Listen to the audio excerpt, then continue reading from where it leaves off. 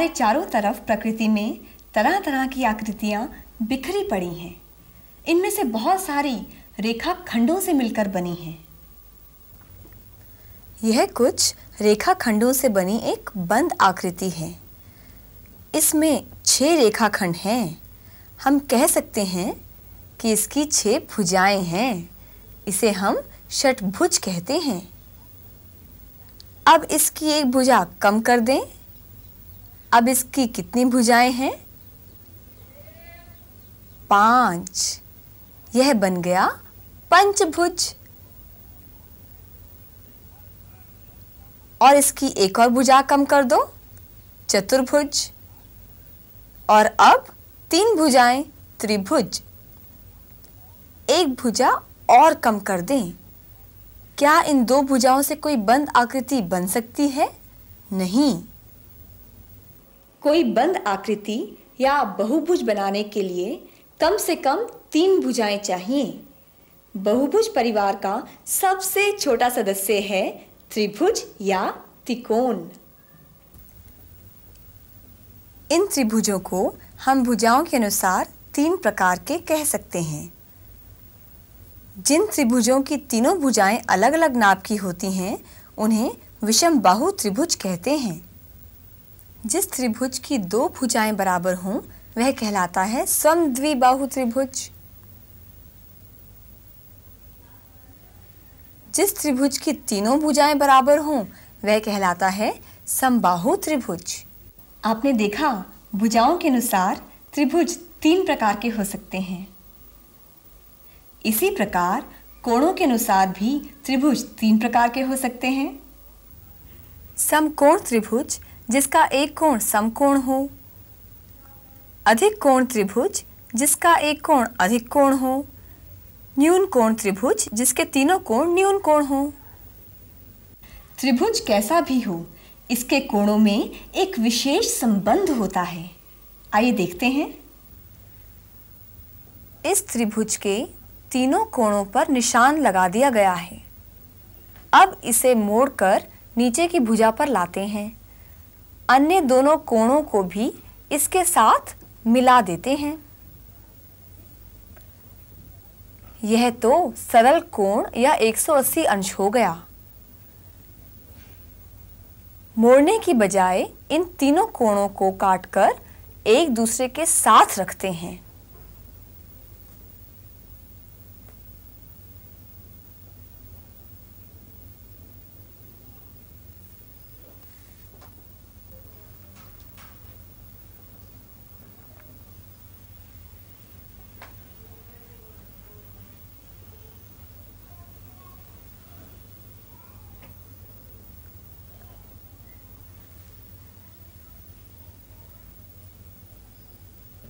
ये तीनों मिलकर 180 अंश हो गए। त्रिभुज कोई भी हो, छोटा हो, बड़ा हो या जैसा भी हो, उसके तीनों कोणों का योग सदैव 180 अंश होता है। यह एक विषम बाहु त्रिभुज है। इसकी तीनों भुजाओं का माप अलग अलग है। सबसे बड़ी भुजा कौन सी है? AC। सबसे छोटी भुजा कौन सी है? BC। AC के सामने का कोण है कोण B। AB के सामने का कोण है कोण C। देखें, कोण B और कोण C में से कौन सा बड़ा है?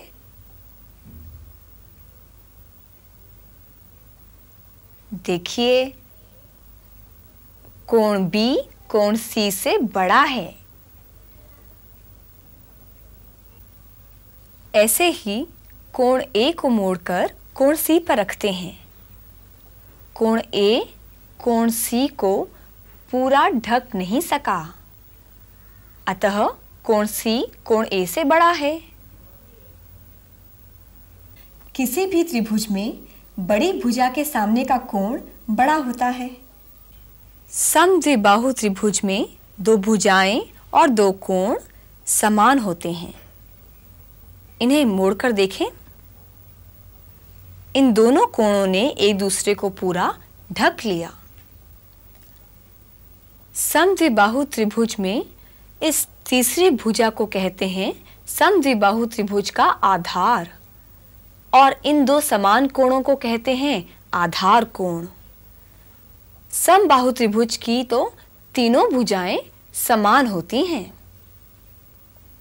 इसलिए इसके तीनों कोण आपस में बराबर होते हैं। त्रिभुज के तीनों कोणों का योग 180 अंश होता है। अगर तीनों कोण बराबर हों तो प्रत्येक कोण कितने अंश का होगा? जी हाँ, 60 अंश का। त्रिभुज की सहायता से अन्य बहुभुजों के कोणों का योग निकाला जा सकता है। यह चतुर्भुज है, इसके दो शीर्ष मिला देते हैं।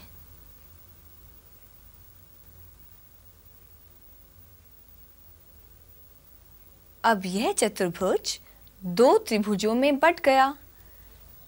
इस त्रिभुज के कोणों का योग बराबर 180 अंश या दो समकोण। दूसरे त्रिभुज के कोणों का योग भी 180 अंश या दो समकोण है। इन सब का योग हुआ 360 अंश या चार समकोण। अब एक और बहुभुज लेते हैं। यह है पंचभुज। इसे त्रिभुजों में बांट देते हैं। एक ही बिंदु से अन्य शीर्षों को जोड़ते हैं।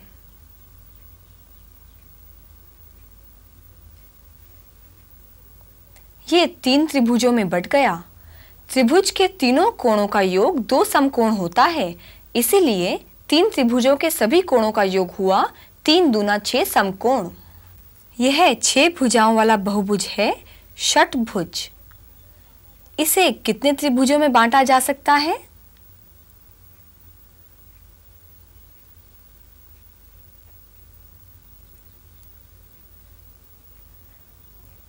एक, दो, तीन, चार।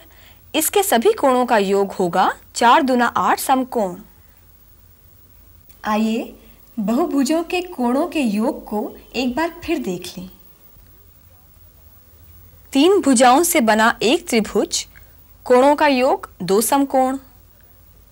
4 भुजाओं से बने चतुर्भुज में बने 2 त्रिभुज, कोणों का योग 4 समकोण। 5 भुजाएं, 3 त्रिभुज, 6 समकोण। 6 भुजाएं, 4 त्रिभुज, 8 समकोण। जितनी भुजाएं हों उससे 2 कम त्रिभुज बनते हैं। एक बहुभुज में अगर 10 भुजाएं हों तो उसके कोणों का योग कितना होगा? 10 में से 2 घटाइए 8। 8 दूना 16 समकोण। त्रिभुज एक दृढ़ आकृति है। इसका उपयोग इमारतों, पुलों, क्रेनों आदि को मजबूती प्रदान करने में किया जाता है।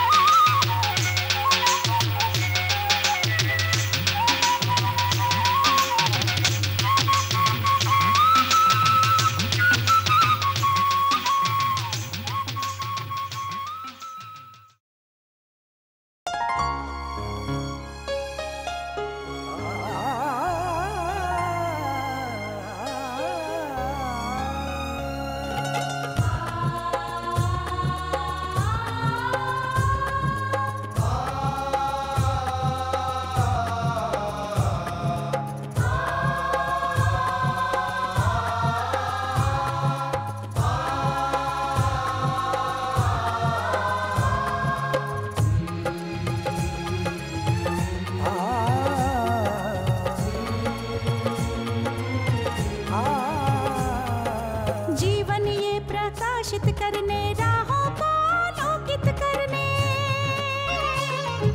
जीवन ये प्रकाशित करने, राहों को आलोकित करने। हम अपना दीपक स्वयं बने, हम अपना रास्ता स्वयं चुने।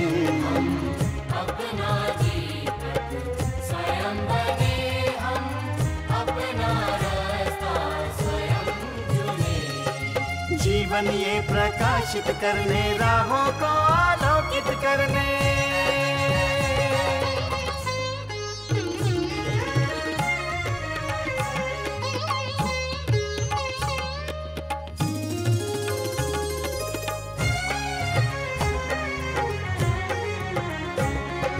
धन साधन समय की सीमा से विद्यालय जो मुक्त हो। धन साधन समय की सीमा से विद्यालय जो मुक्त हो। कभी पढ़े हम कहीं पढ़े, वे विषय की लोच से युक्त हो। कभी पढ़े हम कहीं पढ़े, वे विषय की लोच से युक्त हो। मित्रों हम उठे और जागे, मंजिल आने की ध्वनि सुने। हम अपना दीपक स्वयं बने, हम अपना रास्ता स्वयं चुने। जीवन ये प्रकाशित करने, राहों को आलोकित करने।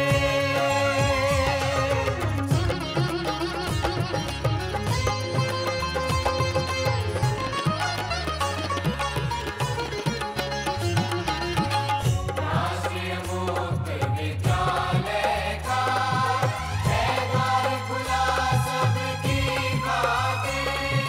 शिक्षा परीक्षा का अवसर एक बार ही क्यों मिलता फिर। शिक्षा और परीक्षा का अवसर एक बार ही क्यों मिलता फिर। दुनिया में इसके केंद्र बात, कोई मन चाहा केंद्र चुने। हम अपना दीपक स्वयं बने, हम अपना रास्ता स्वयं चुने। कोई मन चाहा केंद्र चुने।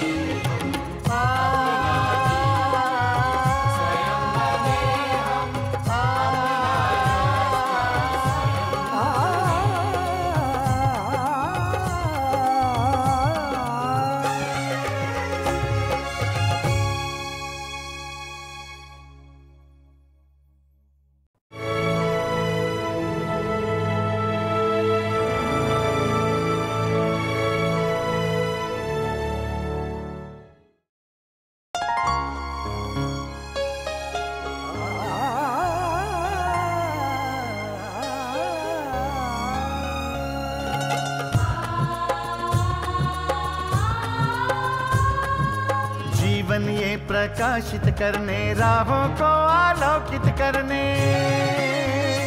हम अपना दीपक स्वयं बने, हम अपना रास्ता स्वयं चुने।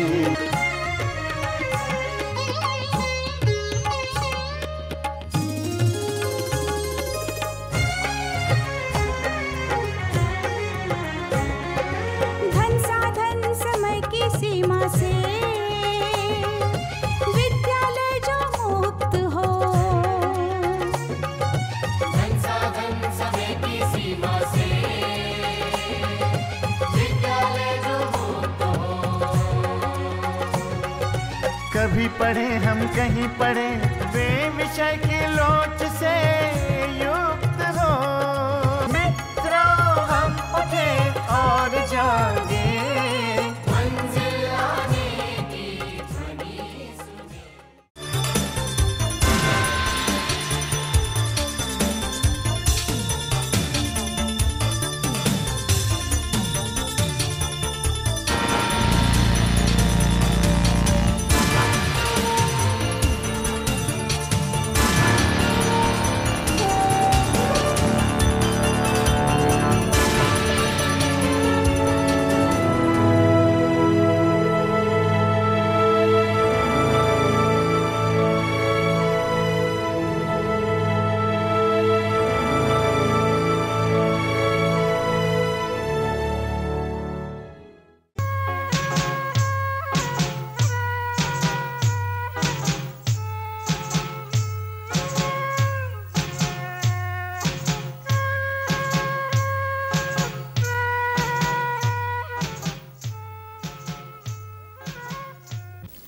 Every day, we see so many figures around us. Out of them, many are formed by line segments. Here is a closed figure formed by line segments. It has 6 line segments. We can say it has 6 sides. We call it a hexagon. Now, we take out one side from it. How many sides does it have now? 5. So it becomes a pentagon.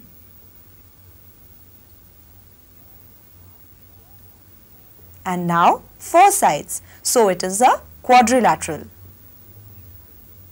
And now it has only 3 sides. So it becomes a triangle. Take out one more side from it. Now, can you make a closed figure from 2 sides? No, never. To make a closed figure or a polygon, at least 3 sides are required. Thus, the smallest member of the polygon family is a triangle. We can classify the triangles into 3 categories according to their sides.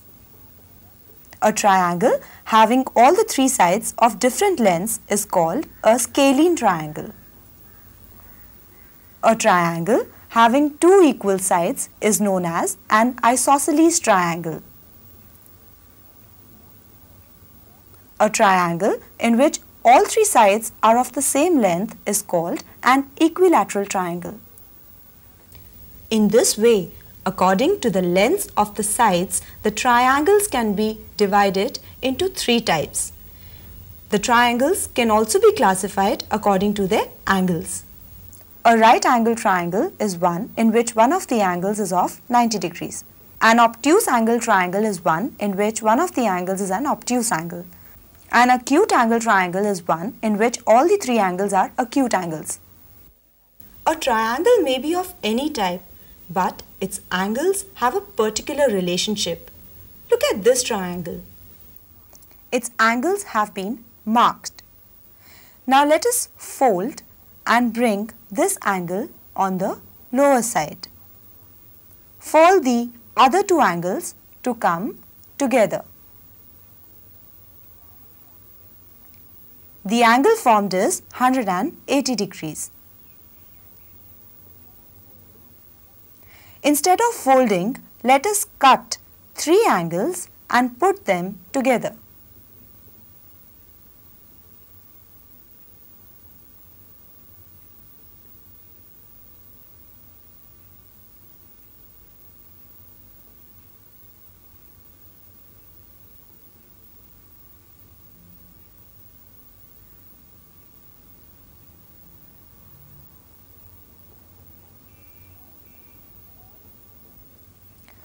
All the 3 angles put together make 180 degrees. A triangle may be of any type or any size, but the sum of the 3 angles of a triangle is always 180 degrees. This is a scalene triangle. All the 3 sides are of different lengths. Which is the longest side? Obviously AC. And which is the shortest side? BC. Angle facing side AC is angle B and angle facing side AB is angle C. Let us see which is larger of the 2, angle B or angle C.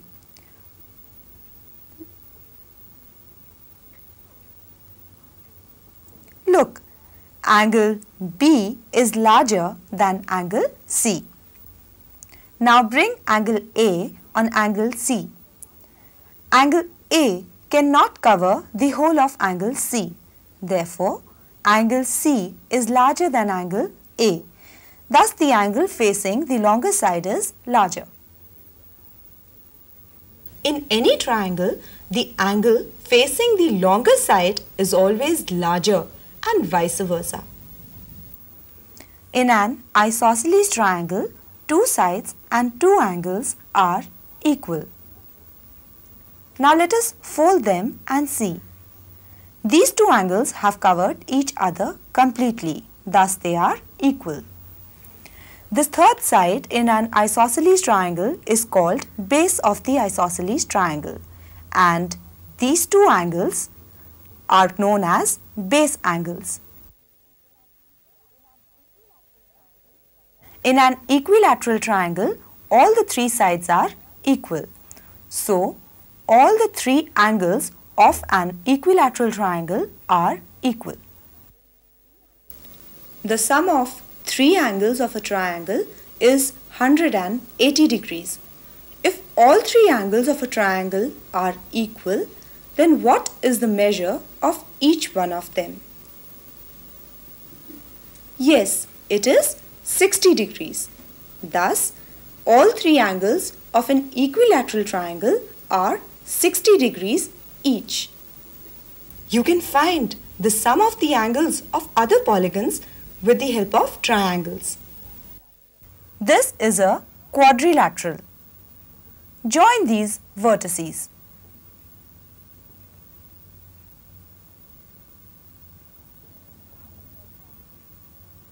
Now the quadrilateral is divided into two triangles. The sum of the angles of this triangle is 180 degrees or two right angles. In the other triangle also, the sum of the angles is 180 degrees. Thus, the sum of all these angles is 360 degrees or four right angles. Now, look at this polygon. It is a pentagon. Let us divide it into triangles. Join all the vertices to any one vertex. How many triangles are formed? 3. The sum of three angles of a triangle is two right angles. Therefore, the sum of all the angles of these three triangles is 3 into 2, that is 6 right angles. Now, this is a polygon of 6 sides. It is a hexagon. How many triangles can be divided in?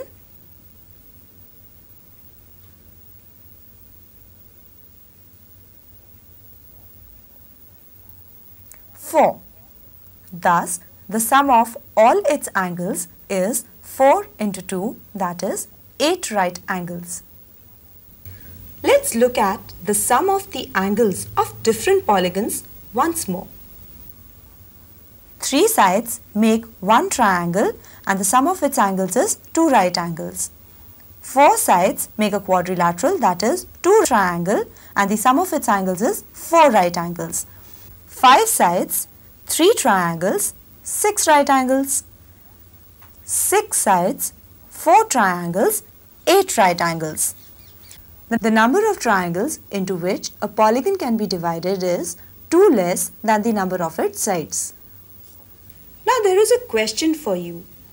A polygon has 10 sides. What will be the sum of its angles?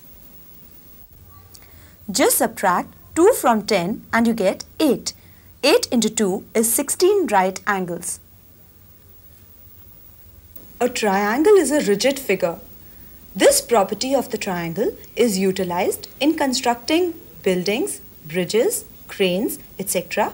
in order to give them more rigidity.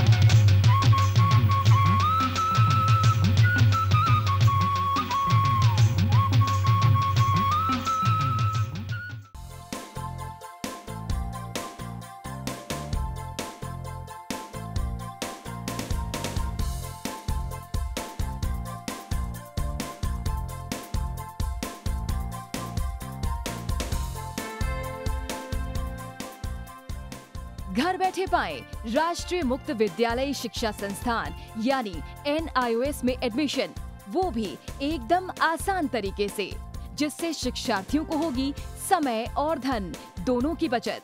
NIOS से शिक्षा कभी भी कहीं भी।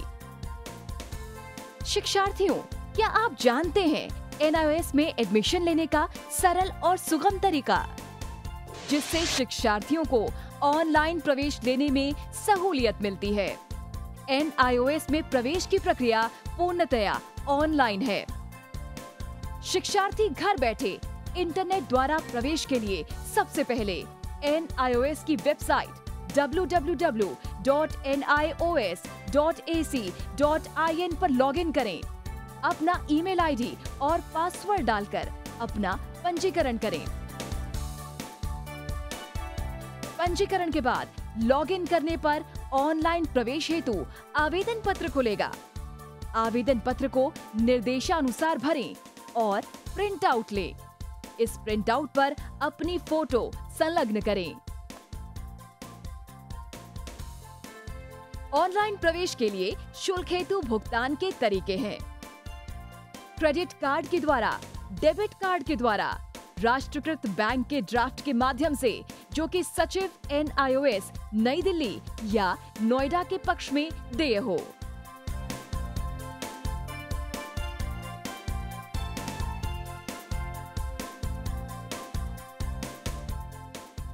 भरे हुए आवेदन पत्र के साथ साथ डिमांड ड्राफ्ट और संलग्न किए जाने वाले दस्तावेज हैं: जन्म रजिस्ट्रार के जिला कार्यालय से जारी जन्म प्रमाण पत्र की सत्यापित प्रति, जिसमें जन्म तिथि अंकित हो, पिछले विद्यालय से प्राप्त विद्यालय छोड़ने का प्रमाण पत्र, जिसमें आवेदक की जन्म तिथि लिखी हो।